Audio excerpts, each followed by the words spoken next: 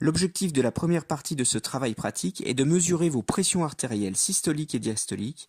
Par ce biais, nous verrons les notions de pression, les conversions d'unités et l'acquisition et le traitement d'une donnée physique. Notre oreille perçoit des variations de pression acoustique. En effet, les variations de pression font vibrer le gaz ambiant. Notre tympan est une membrane et elle oscille, c'est un oscillateur, avec deux caractéristiques. La membrane va vibrer avec plus ou moins d'amplitude, le cerveau traduira cela par le niveau sonore. Mais la membrane peut aussi vibrer avec plus ou moins vite, avec une fréquence d'oscillation. C'est la hauteur du son. Le mouvement de la membrane peut être plus complexe et donc plusieurs fréquences, plusieurs notes peuvent être encodées.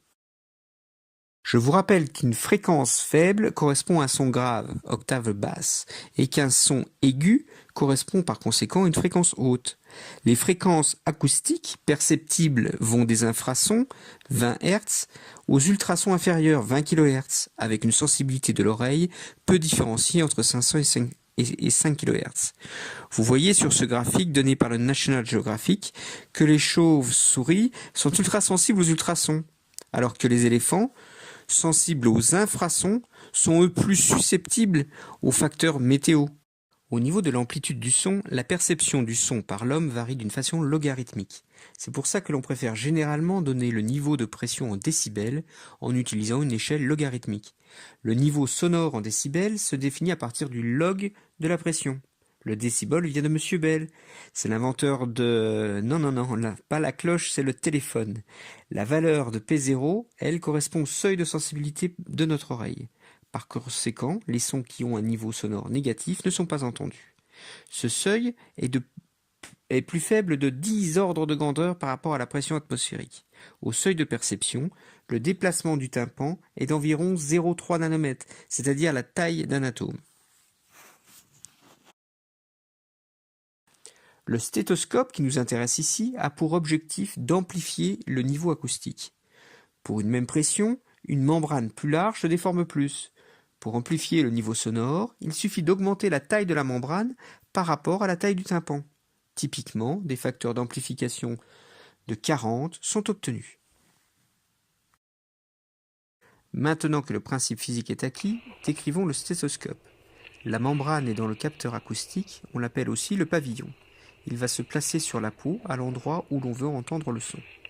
Vous pouvez aussi avoir un double pavillon pour écouter des sons aigus ou graves.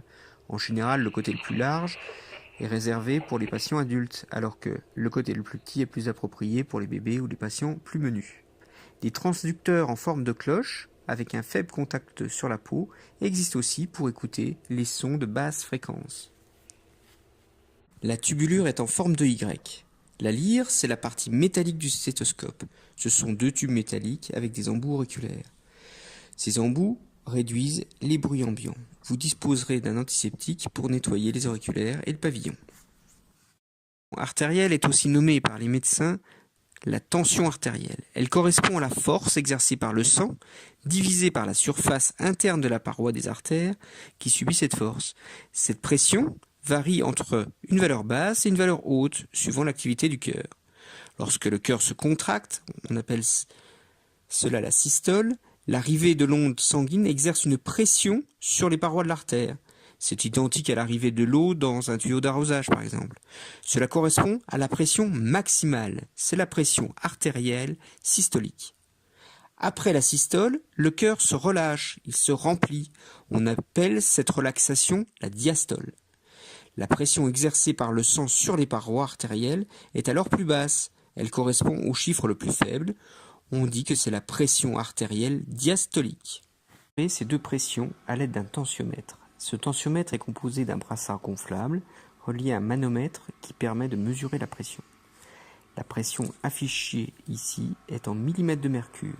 C'est aussi le torr. Le torr, c'est l'abréviation de Torricelli, le chercheur italien qui a inventé le baromètre. Bien qu'on n'utilise plus le mercure pour des raisons de santé, c'est le millimètre de mercure qui est resté l'unité de pression pour les médecins français. L'unité de pression pour le système international, c'est le pascal. Pour vos conversions, vous avez besoin de savoir que la pression de l'atmosphère, une atm, vaut 10 puissance 5 pascal, et qu'une atm correspond à l'élévation de 700 60 mm de mercure.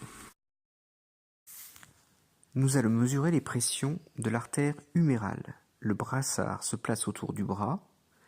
Le brassard interrompt le passage du sang dans l'artère du bras.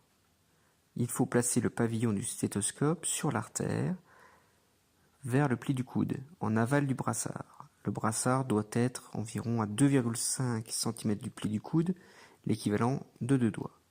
C'est beaucoup plus simple à poser en binôme que tout seul. La mesure de la pression artérielle se fait après 5 minutes de repos en position assise.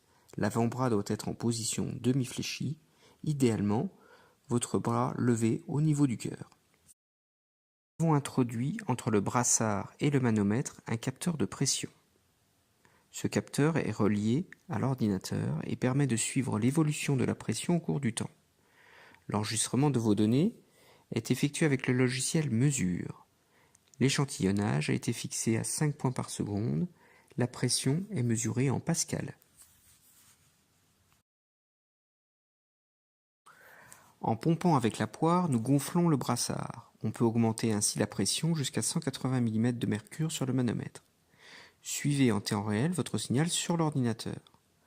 Lorsque la pression du brassard est supérieure à la pression artérielle systolique, le sang ne s'écoule plus. On diminue alors la pression du brassard tout doucement, en créant une légère fuite à l'aide de la vis micrométrique sur le manomètre. Le sang commence à passer dans l'artère. Il fait vibrer les parois comprimées par le brassard. On commence à entendre un bruit régulier. C'est le battement cardiaque synchrone du pouls. Notons cette pression au moment où ce bruit apparaît. C'est la pression artérielle systolique. Lorsque le brassard continue à se dégonfler, les bruits s'arrêtent. C'est que la pression exercée par le brassard devient alors inférieure à celle provoquée par l'écoulement sanguin. Notez de nouveau cette pression, c'est la pression artérielle diastolique. Vous garderez cette courbe en .txt sur votre clé USB. Cela vous permettra de l'analyser soit chez vous, avec un tableur en open source du style OpenOffice, soit, si vous avez le temps, durant la séance. Si l'on zoome sur le signal, on observe qu'entre les deux pressions déterminées auparavant, le signal de pression est plus bruité. Ce bruit reflète en fait des différences de variation de pression qui sont synchrones avec le pouls. Nous allons voir comment représenter ces toutes petites variations de pression locale en fonction de la pression artérielle. Tableur, vous importez vos mesures de pression dans la colonne A. Alors moi j'ai 600 points de mesure, donc j'ai rempli des cases A2 à 601. J'ai rajouté le titre, c'est la pression absolue exprimée en millibars.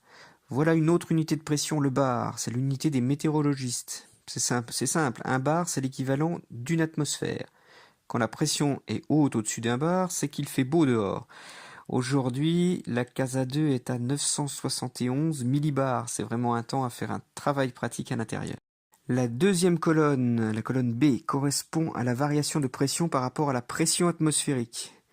On soustrait la valeur de A2 pour toutes les autres valeurs de la colonne B. Suivant les capteurs, un facteur correctif de calibration peut être ajouté. Ici, c'est une valeur de 0,9. Dans la colonne C, j'ai exprimé la variation de pression en millimètres de mercure. On multiplie alors les valeurs de la colonne B par le facteur 0,76. Enfin, dans la colonne D, on va représenter les variations locales de pression. ABS, c'est pour la valeur absolue. Donc dans la case D3, on écrit égal ABS C4 moins C3. Et vous collez la formule sur toute la colonne. Ainsi, la colonne D4 vaut ABS C5 moins C4, etc. Voilà, il n'y a plus qu'à représenter la colonne D en fonction de la colonne C. Et vous obtenez une courbe en cloche, bien connue en physique statistique, c'est une gaussienne. Vous pouvez comparer cette courbe avec les observations auditives que l'on faisait avec le stéthoscope. Où sont placées vos valeurs de pression systolique et diastolique? Cette courbe est-elle plus précise que lors de la mesure auditive? Le médecin vous indique les deux valeurs de pression artérielle en centimètres de mercure. Une pression artérielle normale est typiquement de 12,8. À partir de là, les professionnels de santé définissent la pression artérielle moyenne, PAM. De nombreux facteurs influencent la pression artérielle systolique et diastolique, notamment le volume sanguin, l'élasticité des faisceaux qui peut diminuer avec l'âge. Je vous conseille de répéter vos mesures 3 fois. Il faut attendre au moins 1 minute entre chaque mesure. Vous pouvez vérifier par exemple que le bras gauche donne la même réponse que le bras droit. Regardons aussi l'effet d'un effort physique. Cela peut être par exemple 15 flexions de genoux, les bras tendus. Une augmentation de la fréquence cardiaque va entraîner une augmentation du débit sanguin dans les artères, ce qui va contribuer à une élévation de la pression artérielle. En effet, on sait que la variation de pression P est proportionnelle à la masse volumique ρ et au carré de la vitesse du fluide V. Le critère pour définir l'hypertension, c'est la pression. Une PAS supérieure à 14 ou une PAD au-dessus de 9 suffisent à définir cette hypertension. L'hypertension, c'est pour un sujet au repos et c'est souvent relié à la consommation abusive de café, de cigarettes, de sel. Pour conclure cette partie du TP, vous pourrez comparer les informations apportées par les pressions artérielles avec la mesure du pouls ou les mesures faites dans la deuxième partie de ce TP, c'est-à-dire l'électrocardiogramme.